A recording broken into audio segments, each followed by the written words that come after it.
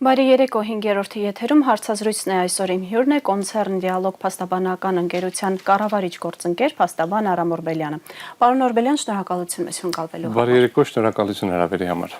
Հեցի շուրջ պայքարը չի դադարում, իշխանությունը Նիկոլ Փաշինյանի գլխավորությամբ մտադիր չէ հետ քայլ անել եւ խնդրում եմ ներկայացնել, թե ինչ իրավական գործընթաց է այս պահին գնում, որ փուլին ենք հասել։ Չի դադարումը այնց շարաբերական է, որովհետև թեժ պահերն են հիմա։ Ըստ էության ինչա տեղի ունեցել հետևյալ գործընթացը։ Հստակ դիրքորոշում է հայտնել այն պասին, որ պետք է ազգայնացվի հեծը, ուղղակիորեն այդ բառերն են օգտագործվել, պետականացվի, ազգայնացվի տարբեր հարթակներում, որից հետո ընդունվել է ինչ-որ օրենքի նախագիծ օրենք, ընդ որում շատ արագ առանց քննարկելու, որի հիման վրա հարուցվել է ինչ-որ վարույթ, ըստ էության տարածքային կառավարման նախարարը գրել է ՀԾԿ-ին նախագահին տվել են այդ օրենքով լիազորություն, ինչը ինքնին արդեն բավականին խնդրահարույց է, վերջինս ընդունել է որոշում վարույթ են հարուցել եւ անցած շաբաթվա վերջ տեղի ունեցավ այդ լսումները բոլորի աչքի առաջ էր։ Ակնհայտորեն ՏԿ-ի կողմից, նախարարության կողմից գրված գրության մեջ բարձրացված այնց վախենալի հնչող են բոլոր հանգամանքների մեծամասնությունը չեն հաստատվել, այսինքն այնտեղ հրդեհներ, վթարներ, օդային կապուղու կառուցում եւ այլն, ասենց ասենք մի քանի հատ ակնհայտորեն դրանք չեն հաստատվելու, չեն կարող հաստատվել, որովհետեւ ի սկզբանե բոլորը գիտեին դրա պատճառները, ու դա ոչ մի կապ չուներ հեծի հետ, բայց դրա արդյունքում նշանակվել է ժամանակավոր կառավարիչ, ենթադրվում է, որ իրականացվել է ինչ-որ վարույթ, դրան խեմասում ենթադրվել է, հիմա կանդրադառնամ, որի արդյունքում որոշում ընդունվեց լիցենզիայի զրկել հեծը։ Դրան զուգահեռ հիմա ընթանում է միջազգային ներդրումային արբիտրաժի տվյալ դեպքում Ստոկհոլմի ինստիտուտում, որի արդյունքներով ամենայն հավանականությամբ Հայաստանի Հանրապետություն արդեն ստիպված կլինի բավականին մեծ գումարներ վճարել, կախված գործի հետագա ընթացքից այդ գումարների ծավալները կարող են ավելի մեծանալ կամ չմեծանալ, կախված ինչ կլինի։ Հիմա մենք այս պահին ունենք մի քանի դատական գործընթաց, պլանավորվում է հիմա սեղմ ժամկետում աշխատում ենք այդ վերջնական ակտը բողոքարկելու վրա, որը ուզում եմ բոլորին ուշադրություն հրավիրեմ, որը չի ընդունվել ՀԾԿ-ի կողմից, բացատրեմ ինչի։ Կար նախագիծ 171 էջանոց, կարող է մի երկու էջ ես կոմենտում սխալ ասեմ։ Քվեարկությունից առաջ, ասենց ասին, մի քանի հատ փոքր խմբագրական փոփոխության անհրաժեշտություն կա, ուղղակի քվեարկենք այդ խմբագրական փոփոխություններով։ Ակտը, որը հրապարակվել է, ունի 199 էջ։ Որևէ խմբագրական տեխնիկա, որը 30 էջ կավելացնի կամ 28 էջ կավելացնի ակտում, չգիտեմ, հետեւաբար ՀԾԿ անդամները առնվազն այդ վարույթի արդյունքներով քվեարկելուց կողմ ակնհայտ է, որ պետք է մի հատ փորձեն տեսնել այդ տեքստը իրանք ընդհանրապես տեղյակ են ինչ են քվեարկել թե չէ։ Սա առաջին մի հատ ֆունդամենտալ խնդիրն էր, որ մոտավորապես որ ազգային ժողովում բերենք օրենք, ասենք դե քվեարկեք, հետո խմբագրական փոփոխություն կլինի, պարզվի տենց մի 20 էջ ավելացել է այդ օրենքը, պետք քննարկման առարկա դառնա, դա իմ փաստաթուղթն է, որը քվեարկվել է թե ոչ։ Հիմա սա ոնց որ իրավական process-ներն են։ Սա ենթադրում է նաև, որ կառավարությունը հիմա այդ օրենքի հիման վրա փորձելու է իրականացնել առաջարկ, որ հեծը վաճառվի ինչ-որ երրորդ անձի, կիրառի նախապատվություն, դա դեռևս երկար process է, որտեղ եթե չէ, այդտեղ ոնց որ նախատեսել են էլի ընթացակարգեր, սահմանադրության 60-րդ հոդվածով սահմանված ընթացակարգով ինչ-որ դեռ բերելու գործընթաց։ 60 հոդվածը ուզում եմ բոլորին հուշել, դա այն հոդվածն է, որ ասում է սեփականությունը երաշխավորվում է։ Հիմա 60 հոդվածի մեջ մի կետ կա, որ հարկերը պիտի վճարես, մեկ այլ կետ կա, որ պետական հանրային շահի լույսի ներքո պետք է ազգայնացնելու հնարավորություն կա, որը խիստ սահմանափակումներ ունի։ Հիմա սա դեռ բերեցի ընդհանուր նկարագիրը։ Ինչ կլինի ցույց կտա մոտակա ժամանակը, բայց փաստը ակնհայտ է եւ համոզված եմ ցանկացած մարտով հետեւել է վարույթին իր համար ակնհայտ էր, որ այդ վարույթը ուներ ձևական բնույթ։ Ու առնվազն միայն մի հանգամանքին կանդրադառնամ, վերջնական ելույթների ժամանակ եւս մեկ փաստաթուղթ հանձնվել է, քանի որ վարչական վարույթ է, նման հնարավորություն կա։ Այդ փաստաթուղթը ձևի համար չեն էլ բացել նայեն տեսնեն ինչա գրած քվեարկելուց առաջ։ Այսինքն հենց ավարտեցինք, դե դնենք քվեարկության, վայ ՀԿ-ներն են ուզում խոսեն, լավ դուք եկեք խոսեք, տենց ու պարբերաբար մանտրայի նման ոնց որ կրկնում են, ձեր իրավունքները պետք է պաշտպանվի, դուք պետք է միշտ կարողանաք խոսեք, դուք անպայման ձեր իրավունքները պիտի պաշտպանվի, մենք ձեր բոլոր իրավունքները իրացնելու ենք, դուք պարտադիր լսված պիտի լինեք։ Այս ձևակերպումներով այս մանտրան որ քննարկվում է, ինքնին արդեն պրոբլեմատիկ է, այսինքն որ չկրկնվի, ինչա մեր իրավունքները չպետք է պաշտպանվեն կամ դատարանը դուք երբևէ տեսել եք նորմալ դատական վարույթի ժամանակ, որ դատավորը անդադ ասի, այո, ձեր իրավունքը պետք է պաշտպանվի։ Այսինքն դա տեսնում ենք միայն այն դատական գործերով, որտեղ այն ակնհայտ է լինում, որ ինչ որ այլ հանձնարարության կամ այլ գործընթաց կատարելու տպավորությունը ցույց տալու, որ ցույց տա թե իբր թե արդարությունը պահվել է։ Ինչևից է։ Քաղաքական պատվեր։ Հիմա թե քաղաքական, թե բիզնես, թե անձնական շահեր են ապահովում, թե այդ գույքը պետք է առնել, ցանկություն ունի առնելու մի մարդ ում շահնա, թե կոռուպցիոն դրսևորումներ էական չի։ Էականն այն է, որ օրենքին համապատասխան գործընթացի էապես խախտումներ կան։ Հիմա մենք քննարկում ենք բողոքարկումը կրկնեմ, այդ բողոքարկումները օրերի հարց է, այսինքն այդ առանձնացնում ենք, տեսնենք այդ 30 էջին չի ավելացել մնացած հանգամանքները, ըստ էության ու դրա հիման վրա բողոքը մուտք կարվի, տեսնենք process-ը։ Ինչի եմ ասում, որ խնդրահարույց է, որովհետև վարչական վարույթի ժամանակ բազմաթիվ պնդումներ կային կրավորական սեռով, արվել է, կատարվել է, տենց էլ չկարողացանք հասկանանք ով է արել, ինչն է արել, որտեղ է արել, որովհետև մենք խոսում ենք վարչական պատասխանատվության մասին, լիցենզիայի ձեռքելը մոտորապես ոնց որ ձեզ ասեն ձեր վարորդական իրավունքներից ձեռքում ենք, ասենք լավ ինչի համար, ասեք ձեր ավտոմեքենան վարվել է թույլատրելից արագ, ձեր մեքենան վարվել է, չգիտեմ ինչ, այսինքն որևէ դեպքում պետք է ասենք դուք լինելով այսինչ ազդեցության տակ վարել եք ավտոմեքենա, դրա համար ձեզ զրկում ենք։ Այսինքն մեղադրվող կողմ չկա կոնկրետ գրող այդ մեղադրանքի չկա։ Քանի որ մենք խոսում ենք կազմակերպության մասին, տես շատ ընդհանրական ձևակերպումներ կան։ Երկրորդը կա ասենց մի հատ ընդհանուր ձևակերպում, որ ասում են այս համակարգված ա եղել, այդպես էլ չկարողացանք բացահայտել նյութերից այդ համակարգվածության ինչ ձևակերպում, ինչ եմ ասում, որովհետև տենց շատ ընդհանրական ղեկավարություն բառ կա երբեմն օգտագործվում,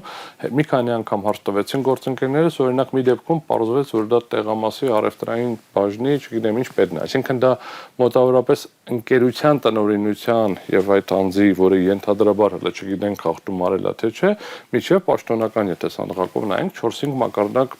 պաշտոններ կան, բայց այն ձևակերպում, որ ասում են ղեկավարություն, դե բոլորի մոտ միանգամից տպավորություն է, որ տնօրենն էլ չէ, սեփականատերն էլ չէ, սեփականատիրոջ սեփականատերն է եկել դա ասել։ Այսինքն նմանատիպ բազմաթիվ խնդրահարույց կետեր կան, խնդրահարույց չէ, ակնհայտ սխալ կետեր կան, հա, sense պնդումներ կան։ Հաջորդը, երբ որ մենք ինչ որ հարցադրում ենք քննարկում, իրավական հիմք մեր կարծիքով Այսինքն մեր կարծիքով է շատ լավ բան է, բայց մեր կարծիք ունենալն էլ է շատ լավ եւ շատ գովելի, բայց իրավական գործընթացում կարծիքով չի։ Հիմա բերեմ տիպիկ օրինակներից մեկը, ինձ էին հարցադրում անում, ասում է, ձեր կարծիքով ճիշտ է, որ հեծը կարողանա երաշխավորություն կնքի։ Ասում եմ, կարծիքով ճիշտ կամ սխալ է էական չի։ Իմ կարծիքով ճիշտ է, եթե ես ընկերության սեփականատերն եմ, ընկերությունը մասնավոր է, իմ կարծիքով ճիշտ է, որ կազմակերպությունը անի այն ամենը, ինչ արգելված չի օրենքով։ Բայց այդ վարույթի շրջանակներում դա չի կարևորը։ Կարևորը հետևյալն է, օրինական է թե ոչ օրինական։ Իսկ ուզում եմ ուշադրություն հրավիրեմ, sense բանա ստեղծում, sense արեոլ, որ մեր բոլորի հեծը մասնավորեցվել է 2000 քանի թվականին։ Այդ Midland եւ այլ ինչ-որ կազմակերպություն դա վաճառել է մեկ այլ բաժնետիրոջ Rao-ը, այսինքն նախորդ դրանից հետո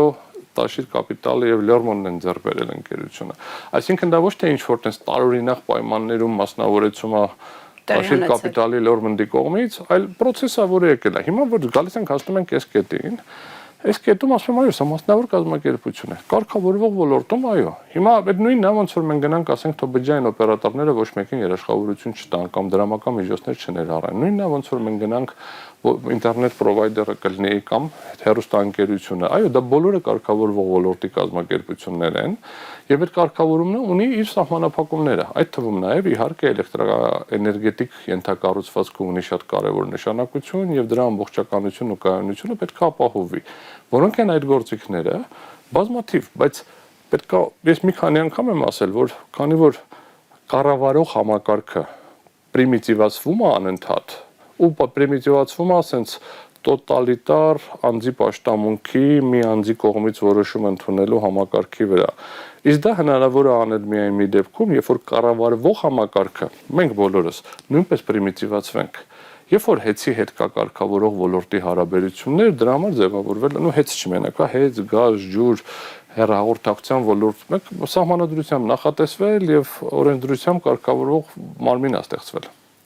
որը եւ այդ ամբողջը պետք է անի, բայց դա նշանակում է բավականին բարդ հարաբերություններ, դրա փոխարեն կարելի ասել, თუ դառնա պետական, ես որոշեմ ինչ ենք անելու։ Պարոն Նորբելյան, իրավական կողմը մի պահ մի կողմ դնելով, որովհետև շատ կարևոր է նաև քարոզչական կողմը, այո, ավելի շատ տպավորություն չի ստեղծվում, որ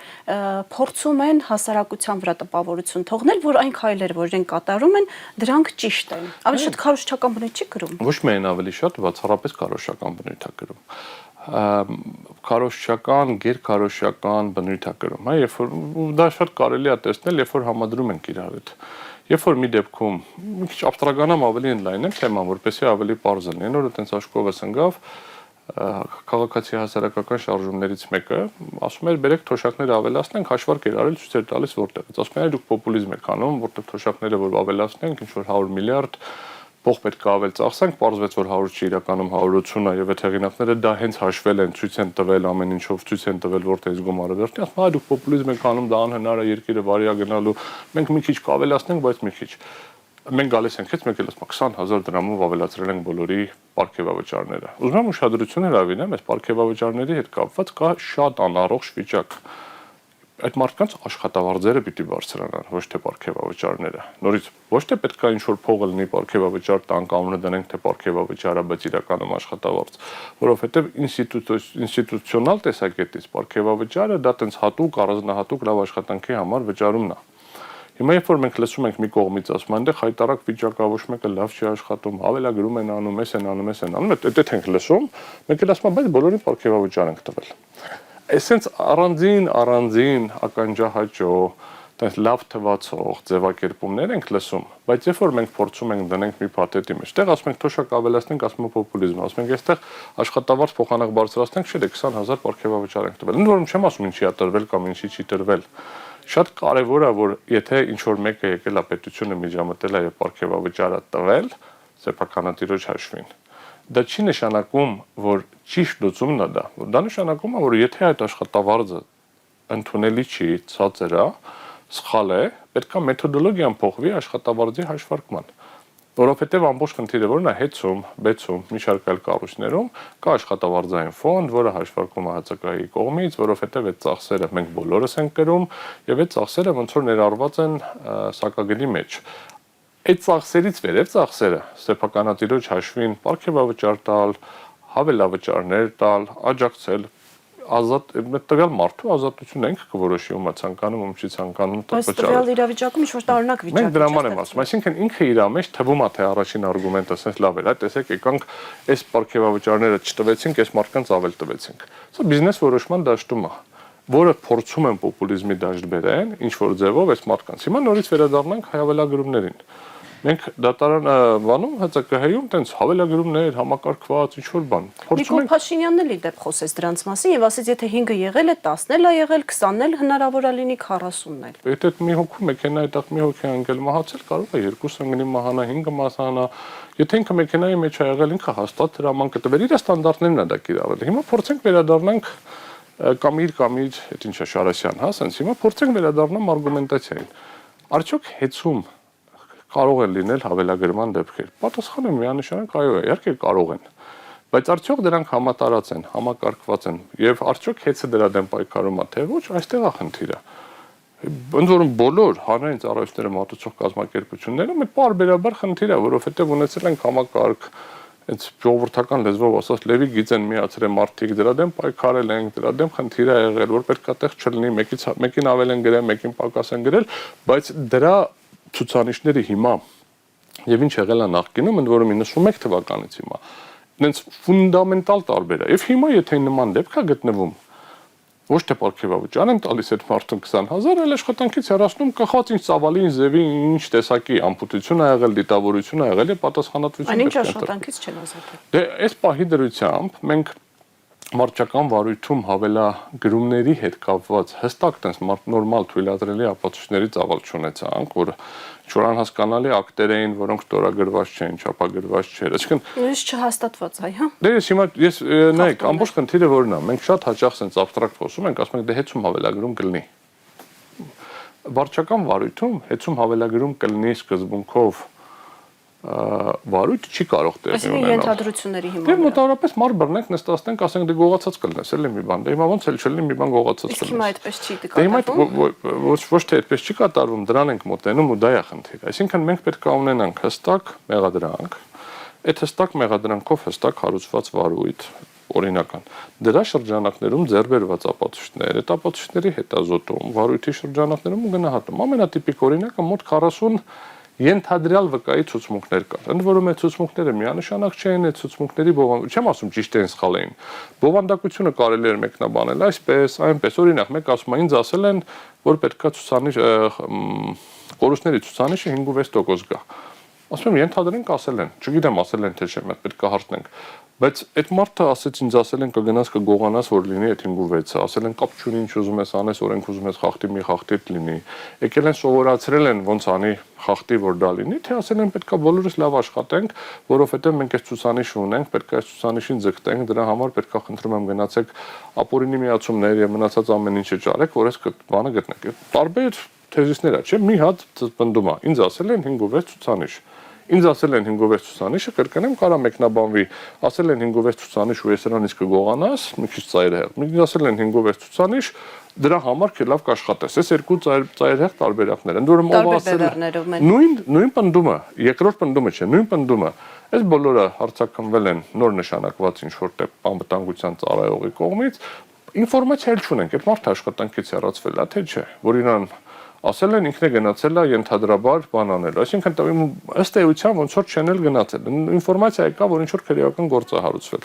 ինֆորմացիան բայց չգիտեն ում նկատմամբ, այս սրանցից մեկն է, թե օրինակ են մի հոգին, որ ասել է ես ոչ մի բան չեմ հավելագրել, ես չեմ գողացել, ասել են դե ուրեմն դու կգնաս կնստես, որ ցուցմունք չես տալիս տարբերակով կամ քեզ կպատժենք, այս ամբողջ process-ը ընդհանրապես թափանցիկ չի, բայց վերադառնամ, թափանցիկը իր հերթին Գալիս ենք ասում ենք վարչական վարույթի մասին օրենքը, ասում է վկային դուք պիտի, մենք էլ չէ, դուք պետք է կանչեք լսեք։ Ասում են դեսա վկայի ցուցմունք չի, սա գրավոր են գրել։ Ասում ենք դա որ վկային հարցաքննում գրում ենք, դա չդարավ ուրիշ տեսակի ապացույց, դա չդարավ պայմանագիր, դա չդարավ տեղեկանք։ Մեկը որ այս ինֆորմացիայի աղբյուրը այդ վկան է, կանչեք ինքներդ հարցաքննեք, հասկացեք ով է ասել, բովանդակալից պատկերացրեք, կարող է, չեմ ասում վերջին 3 օրվա վարույթում, 4 ամիս վարույթ է եղել։ Հարցաքննեք, ըստ անհրաժեշտության մենք էլ կարողանանք հարցաքննենք, որ արդեն բովանդակային պարզ լինի ինչա։ Հիմա 40 հատ մոտավորապես նման փաստաթուղթ ունենք կիսափորձագիտական ինչ-որ թղթեր, որոնք ստորագրված են, ստորագրված չեն, ընդ որում նենց խրոխտ են ասում, բանի Ռուսաստանից մեկ կոճակի սեղմումով ջնջվել է տվյալների բազան։ Ասում եմ, լավ, ինչ գիտեք տվյալների բազան ջնջվել է։ Ասում եմ, դե մենք բացեցինք, չկարողացանք մտնենք։ Ասում եմ, լավ, Բնի վարչարությունը ինչ է ասում, չես կարող ասես, ես դա գիտեմ, դրա համար ինձ վստահի։ Արձանագրություն պետք է կազմվի, կազմել եք այդ արձանագրությունը։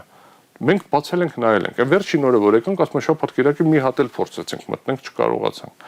Ասում եմ, ինձ որում չեմ պնդում, որ չի ջնջվել կամ ջնջվել է։ Ասում եմ, ինչ իմացեք, որ մի կոճակի սեղմումով, թե 5 հատ կոճակ են սեղմել, էլի տենց որ խրոխտ է հնչում, որ մի կոճակի սեղմումով որտեղից Ռուսաստանից, իսկ ինչ գիտեք այդ մարդը Ռուսաստանում էր, թե Բելարուսում էր օրինակ, լավ բան չեմ ուզում գնամ, էլի իրանց սցենարի մեջ մտնենք։ Կարող է Հայաստանում էր այդ ժամանակ։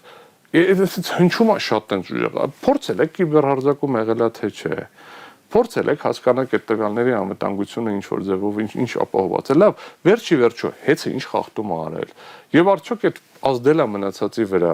Եվ բաց եք թողնում որ վերականգնվել են այդ տվյալները։ Ու առնվազն ինչ որ կարողացել ենք ստուգենք մեծամասամբ եւ ենթադրում եմ որ եթե այս միջամտությունը չլներ ամբողջական էլ կվերականգնվեր։ Բերեն ինչ որ նամակներ ռուսալեզու, տարբեր լեզուներով խառը, ես կարդում եմ, բայց այդ նամակների կարդալուց Պարզ չի, որ անհնար է վերականգնել, ասում են տեսեք են բեքափը, մեն պահպանում, արխիվային պահպանումները չեն կատարվել, բայց հետո մեկ էլ կարդում ենք, որ կատարվել են, այսինքն մենք միջևերջ այդ պարզումներ չենք անում, դրա համար ամբողջ իրավական համակարգ ունի գործիք, փորձագետ են նշանակում։ Փորձագետը գալիս է անում է հետազոտություն, ստանում է մուտքի հնարավորություն, չկա, ուղղակի պնդում։ Պարոն Օրբելյան, շատերը կասեն, ասում եք, որ այս հարցում բաց թողումներ կան, կիսատ է process-ը եւ այլն եւ այլն։ Process չկա, ուղղակի, այնց որովհետեւ 3 ամիս, ուզում եմ պարզ լինի, 3 ամիս վարույթ է եղել իբր թե որ ինչ որ բան գտնեն, որտեւ 3 ամիս է ժամկետը։ Հասկացել են, որ տկենի գրածով ոչ մի բան չի լինում։ Ասել են, լավ, բերեք մի ամիս երկարացնենք, մի հատ բոլորը թիշեք ինչ կարանք մտներովս անցած լինի։ Այ ինչ եք լսել։ Ասենք որ պարոն Հարությունյանը զանգել էր տնօրեն Կարեն Արուսյանն զանգել էր ՀՑԿ հաստատեն ոնց որ տեխնիկական խնդիր ունենք, հիմա վերականգնում ենք, ասում եմ ինձ ոչ մեկը չի ասել։ Ու մոտավորապես հիմա դե ասելա թե չի ասել, դա տեղական չի, բայց հիշում ենք, որ այնտես մի բան կլինի, բերեք դրա վրա կառուցենք։ Դե ոնց էլ չլինի ցանկացած կազմակերպության վրա միշտ կարաս ասես հավելագրում։ Այդ որ ասես հավելագրում մարդիկ միշտ բան են լինելու, էլի, այսինքն բան, ասում տևողությունն է երկար տևել, ասում եմ լավ անալիզ արել եք, քանի հատ ա եղել դիմումների քանակի անալիտիկա, այսինքն միացման տևողության խնդիր կա, ասում իրանք են զեկուցում հենց, ասում դե այսքանով հələ թույլտվությունը չկա շին թույլտվություն, ասում եմ դուք լավ այդ շին թույլտվությունը որ չկա, ո՞նց միացնենք։ Պարոն Օրբելյան, այնուամենայնիվ, այսինքն այս բոլոր մեղադրանքների մեջ գոնե մի իրական կամ արդարացի մեղադրանք չկա, ստացվում է պարզապես հորինովի մեղադրանքներ են։ Ես այստեղ շատ կարևոր մի հատ հանգամանք կա, էլի մենք արդյոք հեծը իր գործունեության ընթացքում ապահովել է 103%, 100% բոլոր վարույթների օրինականությունը, այդ հարցը մեզ տվեց նաև անդամներից մեկը, ասի ավանաբար չէ, բայց ես պատրաստ չեմ որևէ մեղադրանք ընդունեմ երկու պատճառով։ Ամեն մի տեխնիկական անհամապատասխանություն չի, որ բերում է լիցենզիայի զրկմանը, ես ինքս եմ սպառող, ինքս էլ երբեմն ջողայնանում եմ, որ լույսը մի քիչ ավել են անջատում, աշխատանքն է խաթարվում, վթարային կամ ինչեր այդ պլանավորված անջատումներ է երբեմն լինում, ես ինքս երբեմն որակի հետ կապված քիչ, բայց ամեն դեպքում որտեղ որ աշխատում եմ որակի հետ կապված խնդիր կարող է տեսնեմ, նաև ակտիվ խորհրդատվական գործունեություն ենք իրականացնում տարբեր եւ միացումների հետ կապված հարցեր կարան լինեն, բայց ընդհանուր առմամբ, որովհետև շատ կարևոր է, պետք է հասկանանք, հեծը աշխատում է իդեալական եւ իդեալական չի աշխատում ոչ մի կառույց Հայաստանում, այսինքն Հայաստանում չէ, աշխարհում չկա ուղղակի, միշտ կարող ես ավելի լավ աշխատել, դրա հիման վրա է սա մենեջմենթային ինչ դասագիրք նայեք, ինչ գիրք նայեք, ասենք նույն Toyota-ի սկզբունքը կլինի, հա, այդ ամեն անգամ փուճուր բարելավումներով, այդ կայծերով կամ ինչով կլինի, ասենք կա բազմաթիվ գրականություն կա, որը ենթադրում է, որ միշտ մի բան կարած բարելավես։ Հիմա բայց այդ խախտումներ կան արդյոք արձանագրված վարույթի շրջանակներում, որոնք կարող էին հիմք հանդիսանալ լիցենզիայի զրկելու, պատասխան ոչ։ Չկա։ Այսինքն որ մի հատ ելներ, պետք է մոտորապես ասենք դե հա, դες մի հատով են զրկում, ճիշտ է, մնացածը վատ են արել, այս մի հատը ճիշտ են, չկա։ Այսինքն այն ինչ որ արձանագրված է, վարչական վարույթի վարչարության հիմունքների իրավական գործընթացի տեսակետից խնդրահարույց է, խնդրահարույց բառը երբ որ օգտագործվում է, նշանակում է սխալ է, պրոբլեմատիկ է, ճիշտ չի, իրավաչափ չի, այսինքն խնդրահարույց չի նշանակում, էլի կասկածուն ենք, նշանակում է համոզված ենք հակառակում, որ ոչ իրավաչափ է, եւ երեք նաև գործընկերներս մոտ բավականին երկար անդրադարձել են այդ խախտումների, քվազի խախտումների հանգամանքին առանձին, բայց նորից եմ կրկնում, այսինքն մենք ոչ թե պետք է абստրակտ գանք ասենք, սկսենք ապացուցել, դա էլ հաջորդ խնդիրն է։ Դուք չբերեցիք գետ մեկ ապացույց, որ հեծը խախտում չի արել։ Ցիտում եմ վարույթի ժամանակ հանձնաժողովի կամ աշխատակազմի ու շմիրած կողմից այնիշ դա իրենց գործառույթ։ Ոչ թե ես ընդհանրապես ապացույց պետք է չբերեի, պետք է իրենք ունենային շատ հստակ ապացույցներ, որ արկա են խախտումները համակարգային են եւ դրա համար պետք է կիրառվի լիցենզիայի զրկում պատասխանատվության միջոցը։ Պարոն Օրբելյան, արդյոք իրավիճակը փակուղային չէ այն իմաստով, որ իշխանությունները ոչ մի ձև կոմպրոմիսի չեն գնում, նույնիսկ արհամարում են արբիտրաժի որոշումը, որը արդեն կա, որը շատ վտանգավոր է Հայաստանի համար։ Գիտեք ոնց է, հիմա ասենց հետեւյալն է, դե իշխանությունները սահմանադրությունը չեն հետևում, խախտում են սահմանադրությունը, խախտում են օրենքները, այն ակնկալիքով, որ իրենք օգտագործելու են նույն արգումենտը, իրականությանը չհամապատասխանող, որ մենք ընտրված ենք, մեզ ամեն ինչ կարելի է։ Այդ են ասում, ընդ որում այդ ընտրվածը շատ ես անձամբ բազմաթիվ անգամ եմ ասա կասկածի տակ եմ դնում, բայց եթե նույնիսկ ընդունենք ընտրվածը, դա միևնույնն է, չի նշանակում ինձ ամեն ինչ կարելի է սկզբունքով առաջնորդվել, մենք կամած կամ արդեն արագ ավտորիտար համակարգեր չեն գալի արդեն տոտալիտար համակարգի դաշտ ենք մտնում։ Եթե նախկին իշխանություն, դեմ օրինակները բերեմ, որ դուք պատկերացնեք, երբ որ բացում եք իրավունքի տեսության կամ քաղաքագիտության որևէ դասագիր, տոտալիտարի եւ ավտորիտարի տարբերությունը հետեւյալն է։ Ավտորիտարը քաղաքական համակարգն է փակում, տոտալիտարը ամեն ինչ։ Այսինքն խենք ասում օրինակ նացիոնալ սոցիալիզմը կամ ակտիվ կոմունիզմը խեն տոտալիտար համարվում, որովհետեւ իրենք կյանքի իրականացման ձևն էին որոշում։ Դու պետք է լենինիստ լիներ, դու պետք է հանրային սեփականության կողմնակից լիներ, դա մենակ օրենքներով ապրելը չէր, էլի դա ոնց որ քո կենսակերպն էր։ Հիմա մենք տեսնում ենք, մեզ ասում են սա սիրեք, սա մի սիրեք։ Արարատ մի նկարեք ուրիշ բան։ Այսինքն Նիկոլ Փաշինյանը թաքնված կոմունիստ է։ Կոմունիստ չէ, տոտալիտար։ Հիմա թե դա կոմունիզմի, թե սոցիալիզմի, թե ինչ ասեմ անունը, որևէ այլ տեսակի տոտալիտար ռեժիմի տակ ենք նայում, էական չի, բայց սա հենց տոտալիտարիզմի Եվ իրավաբանական սահմանումն է։ Այս իրավաբանական, քաղաքագիտական, հայ իրավական շատ པարզ է, նայեք, եթե փորձեք նայեք, էլի, ասենք, երբ որ կար կոալիցիոն կառավարություն 18 թվական մինչև Արծվիկը Մինասյան Չէ, ինչ-որ նախարարներից բաներ, կարա կառավարությունը բացակ, ինչ-որ հարց է բարձ, կառավարության նիստ է, կառավարության նիստի իմաստն է, որ կառավարության անդամները քննարկեն, եւ հարց է բարձրացնում, որին ասում է դու մոտ օպոզիցիա մի խաղաց չհամարձակվես ինձ հակաճառես։ Մանեթ Հանդիլյանը նախարարը, մարդու քաղաքական կարիերան կառուցվել է ամբողջությամբ, կենսաթոշակային այս բարեփոխումների դեմ պայքարելով, գալիս է նախարար, ասում են այս օրենքը պիտի զեկուցես, հրաժարական է տալիս, ինչ են անում, նորից վերադառնում, ընդունում, այլ հետո ինչ-որ տենց պրոցեսներ ենք տեսնում։ Մենք տեսնում ենք ցանկացած օպոզիցիոն գործունեության ժամանակ ցանկացած հարցադրմանը բովանդակային պատասխան չկա։ Այսինքն չկա մի հատ կապ չունի այդ հարցադրումը դուր է գալիս թե դուր չի գալիս իմիջիալոցին։ Իրա պարտականություն է, ինքը այդ մարդկանց աշխատողն է, այդ մարդիկ էլ մեր աշխատողներն են։ Հաշվետվողականությունն է լրիվ շուռ եկել։ Սրա համար եմ ես ասում, մենք պետք է նայենք, որ արդյոք բազմակարծությունը թույլատրելի է թե չէ։ Ինչ որ իր մտքով անցել է, որ հայ առաքելական եկեղեցին պետքա վերափոխվի։ Եվ ինքը կարող է կառավարության որևէ գործառույթին դա չի վերաբերվում։ Եվ ինքը ուզում է հետևորդը լինի, թե չէ, ուրիշ հարց է։ Կառավարության որևէ գործառույթին չի վերաբերվում, օգտագործումը հանրային ռեսուրս, հեռուստաընկերություն, ոստիկանություն, մեքենաներ, իր անվտանգության ծառայողներ միջամտում է գործերին ակնհայտորեն։ Հիմա նորից վերադառնում ձեր հարցին։ Հիմա ասում եք, սա չի անում, սա չի անում։ Չկա, գոյություն չունի աշխարհում որևէ համակարգ, որը չի փոխվել։ Չկա ուղղակի տենց համակարգ գոյություն չունի։ Մեկը մի քիչ երկար է մնացել, մեկը մի քիչ կարճ է մնացել։ Ես նույնիսկ բանի մեջ եմ ուզում նայեմ, եթե մենք նայում ենք օրինակ խորհրդային պատմությունը 70 տարի, 70 տարվա մեջ մի քանի ցիկլ փոփոխություն ա եղել։ Այսինքն առաջին կոմունիստները այդ 22-24 մինչև ստալինիզմը, դրանց մեծ մասը 37-39 թվականները չեն վերապրել։ Այսինքն դրանից հետո այդ ստալինյան ամբողջ ժամանակաշրջանը։ Նույն հասարակարգի մեջ եմ ասում։ Գալիս է կուսակցության այդ որն էր 20-21-րդ այդ համագումարը, որտեղ անձի պաշտամունքը քննադատում եւ Ստալինի արձանները ամենտեղ կար, չկար։ Իմ ասենք մենք Մայր Հայաստան արձան ունենք, որ շատ արդեն կարող է քչերի իմանան կամ երիտասարդները չիմանան, որ դա Ստալինն է եղել։ Նույն ես չեմ տեսել բարձրայից, որ ծնվել եմ արդեն Մայր Հայաստաներ, բայց այդ նույն հասարակարգում են բոլոր ստալինիստները միանգամից եթե հասցնում են վերափոխվում են, չեն հասցրել վերափոխեն, պատասխանատվության են ենթարկվել։ Հետո տեսնում ենք այդ հասարակարգի փոփոխությունները նույնիսկ մի հասարակարգի, մի բաների, ռեժիմների փոփոխությունները նույնիսկ մի հասարակարգի շրջանում։ Նիկոլ Փաշինյանի նույն էվոլյուցիան է սպասվում։ Բոլորին չկա գոյություն չունի, այսինքն եթե մենք վերցնենք անգլիական բռնապետ Կրոնվելին, ով որ թագավորին հաղթեց եւ բռնապետ էր, ինքը միջև իր մահանալը մնաց, բայց որպեսզի բոլորին դաս լինի, գերեզմանը արտաշիրումել են, դատել են, կախել են եւ նորից արդեն այրել են թե ինչ են արել, այսինքն որ բոլորին դաս լինի, որ չի կարելի այդ թագավորասպանությունը, այսինքն դա մի անգամ Անգլիայում թագավոր սպանվել, խոսքը գնում է ոչ թե պատերազմի ժամանակ կամ ինչ որ հանգամանքներում, այլ որպես տենց պայմանական դատարանի որոշումով գլխատում, հա, տենց դրա համար մենք պետք է շատ པարզ պատկերացնենք ու նես չի որ լավ թագավորեր կամ վատ համակարգը կամ ունենում ենք եւ ինքը զարգանում է կամ համակարգերը մենք անընդհատ քանդելու ենք անընդհատ մեծամտաբար գալու ենք ասել ենք այս համակարգը մեզ դուր չի գալիս նոր համակարգա պետք է այսօր դուր չի գալիս նոր բոլորս ունենք մտքեր ոնց կարելի է լավացնել բայց եթե մենք ընդհանուր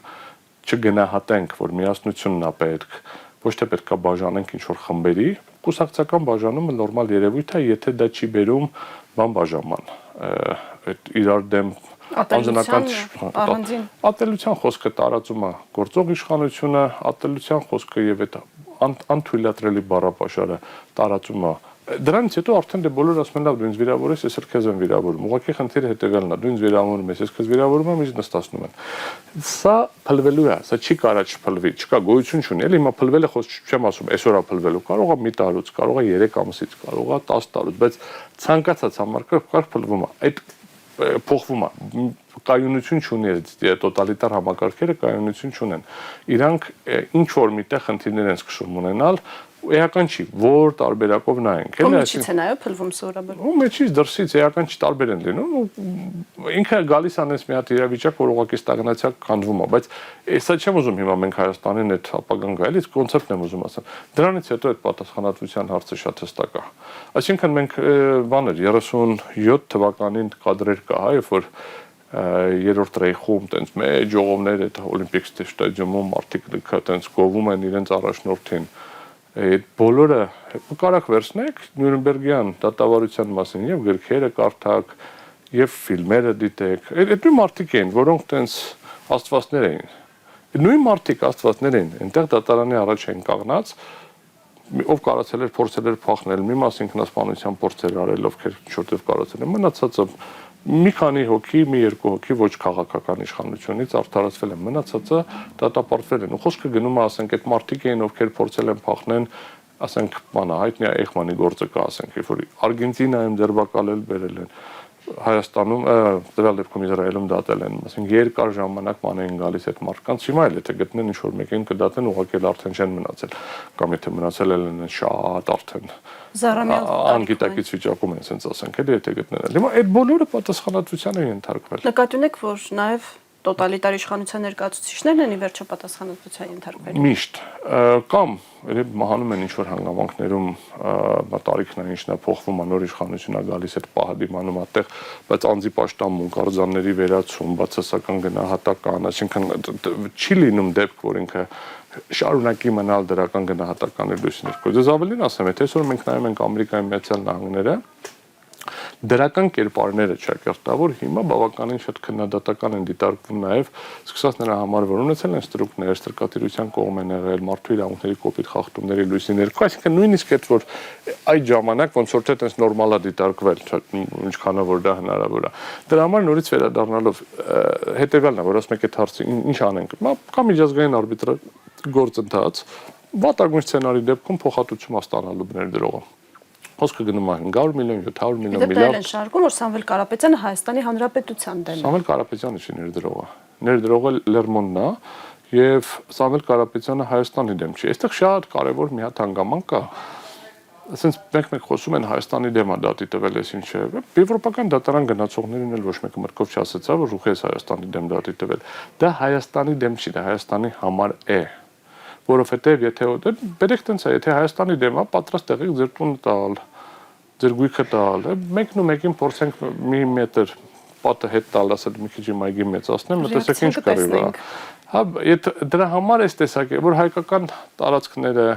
հայկական գույքը, հայկական սեփականությունը, հայկական հուշարձանները թողնում են, ոչ մեկի մտքով չի անցնում, էլ այդ ասողների բարձրաձայները։ Հետևյալն է, Հայաստանի դեմ կոնցեպտը ինքն է սխալ է։ Որովհետև երբ որ վարչական դատարան են գնում հարկային ակտը բողոքարկելու, դա տեխնիկապես Հայաստանի դեմ է։ Երբ որ մենք գնում ենք քրեական գործով պաշտպանելու, տեխնիկապես Հայաստանի դեմ է։ Սա ինչի եմ ասում տեխնիկապես, որովհետև մեր ամբողջ խնդիրը կայանում է նրանում, որ Հայաստանի Հանրապետությունը ավելի ուժեղ, ավելի հզոր, ավելի կայացած պետություն է լինում, երբ որ Հայաստանի Հանրապետությունում սահմանադրությամբ, միջազգային պայմանագրերով եւ օրենքներով սահմանված երաշխիքները պահպանվում են։ Այս տեսակետից է պետք նայել այս խնդրին եւ դա կլինի Սամվել Կարապետյանը, դուք, ես մեր ցանկացածի իրավունքները խախտվելու դեպքում, երբ որ մենք միջև վերջ դա պաշտպանում ենք օրենքով չարգելված բոլոր միջոցներով, դա կլինի դատական process-ներ, միջազգային ատյաններ, դա կլինի քաղաքաիրավական գործիքակազմ, այդ ժամանակ Հայաստանը շատ ավելի ուժեղ եւ հզոր է դառնալու։ Հատկապես որ պաշտպանված են սեփականատիրոջ իրավունքները։ Նախատեսում են, այո, կա պայմանագրեր, կա փաստաթղթեր, որոնք դա երաշխավորում են եւ դա պետք է իրականացնել։ Հետևաբար, եթե մենք նորից փորձենք այս process-ը մի վերել, կամ այս process-ը կարգավորվելու է, ասենք Հայաստանի ներսում դատարանները իրականացնելու են պաշտպանություն, կառավարություն, մնացած բոլորը խելք են գալու հասկանալով, որ տես չեն կարող ասենք սրանից չեմ վախենում, սրանից չեմ վախենում, սրանից չեմ վախենում, վախենալու խնդիր չկա, ընդհանրապես պետք է օրենք հարգել, պետք չի վախենալ, պետք չի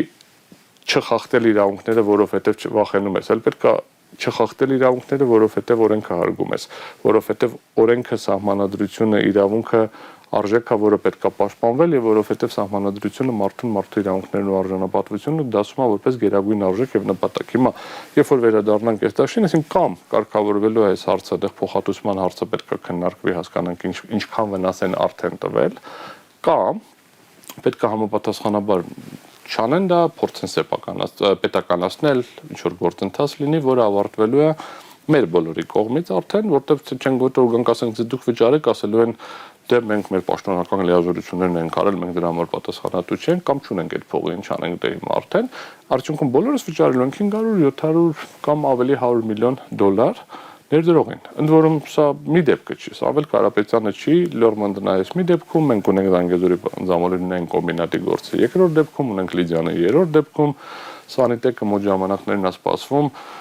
դետալները այդ գործի չեմ տիրապետում, են 3-ը մի քիչ ավելի շատ են պատկերացնում, 3-4 գործ էլ կա, որոնք ընթացքի մեջ են, այս տեմպով գնալու դեպքում դրանք նույնպես։ Էլ սա ասում եմ օտարերկրյա ներդրողներին է։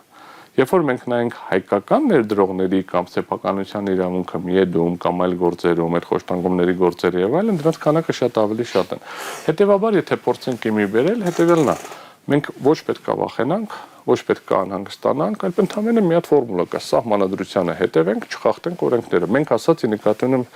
առավելապես փորձենք դա ստիպենք կառավարությունը, որ չխախտի օրենքները եւ հետևի սահմանադրությանը, այդ ժամանակ շատ ավելի պաշտպանված կլինի, շատ ավելի լավ զարգացում, ոնց որ առաջընթաց զարգացում կունենա երկիրը։ Պարոն Օրբելյան, շնորհակալ եմ հետաքրքիր եւ բովանդակալի զրույցի համար։ Շնորհակալություն։ Հիշեցնեմ, այսօրվա մեր հյուրն էր Կոնցեռն Դիալոգ փաստաբանական ընկերության կառավարիչ գործընկեր փաստաբան Արամ Օրբելյանը։ Մեր հաջորդ թողարկումը վաղն է։ Հաջողություն։